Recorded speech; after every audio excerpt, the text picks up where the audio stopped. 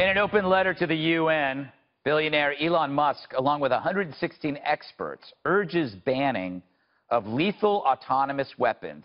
In short, killer robots like this. Destroy radio transmitter. Destroy cabin pressure control system. Destroy. Oh. Not really. That's not what I meant. I'm referring to autonomous drones, planes, and guns.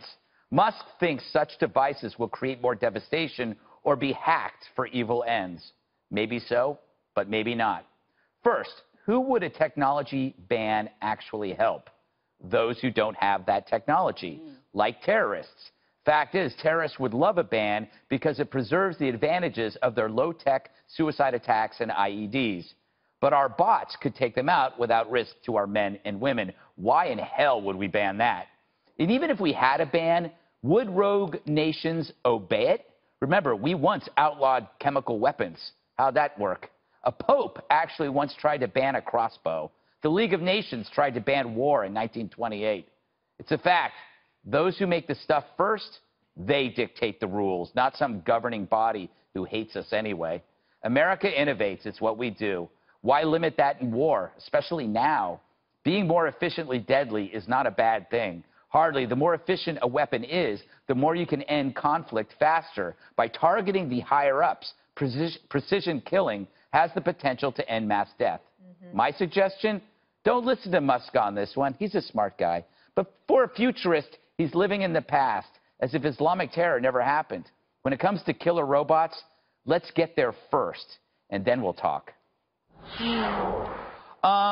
KG, yes, you're a fan of killer robots? I am one. Does Musk have a point, though? Yes. Does he have a point that it could be, like, you could hack into it and it could be the death of us all?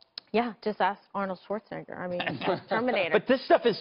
I hear you, but it's already here. Yeah. Right? Yeah. So we know this already because you remember the Dallas case where the police officers and they brought them to kill the bad guys, and that worked out really well, and everyone was like, yay, we love the robot, you know, the whole deal.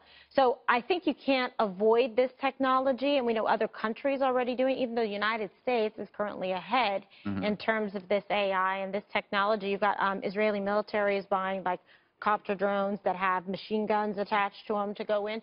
So, and also, you know, in the military, they have like these robots to go in to, you know, detonate bombs and things like that. So there's a tremendous use that can be made here. And like you said, against terrorists as well, to limit human casualties.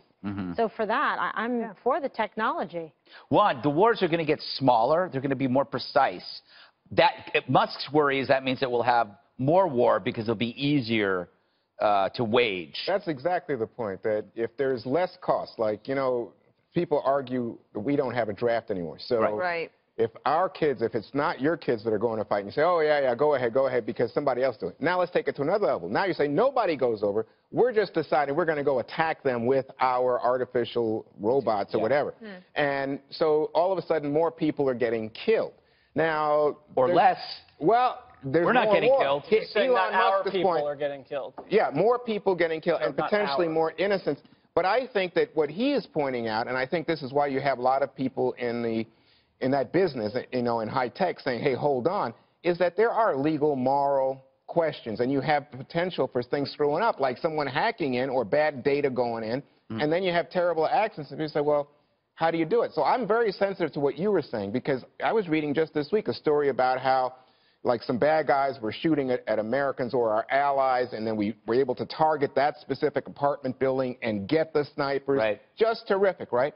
The problem is, what if the bad guys get this? Yeah, but that's, I mean, you can use that argument, Dana, on everything. Like, what if the bad guy gets it? They might get it, but let's get it first. We have to stay ahead of them. Yeah. That's why we have to have more imagination. It's also why I think that we should have a different course on immigration. I think that we should have more immigration and for H-1B visas, attract all the smart scientists that we can, make them want to live in America, utilize all of their smarts here so that they're not going somewhere else, because China wants to hire all of them. It would be better if they were here. And then to the point that you can't, these debates are already happening. Remember a couple weeks ago there was headlines about designer babies and gene editing, and how we're like, whoa, that's not a good idea, we shouldn't do that. It's actually already happening in other places. It doesn't mean that it's right to do it, but the technology is going to be there. So I think that if America wants to win, we have to actually have more of it here and own it. Jesse, thoughts? I was a designer baby. Can you tell? I think it's funny how the only robots that humans want to create are killer robots and sex robots.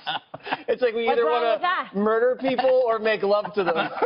Like, humans are so sick, but we're so brilliant. I also feel like Musk is self-serving. Like, he just wants to be like the last human the robots turn on and kill.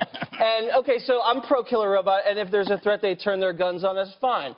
There's an off switch. Pentagon has an off switch. Give them a remote control. It's the only button that works anyway. We're fine. Until there's AI, and then they can override it. You didn't watch enough Jack Bauer 24, did you? No, I missed that one. Yes.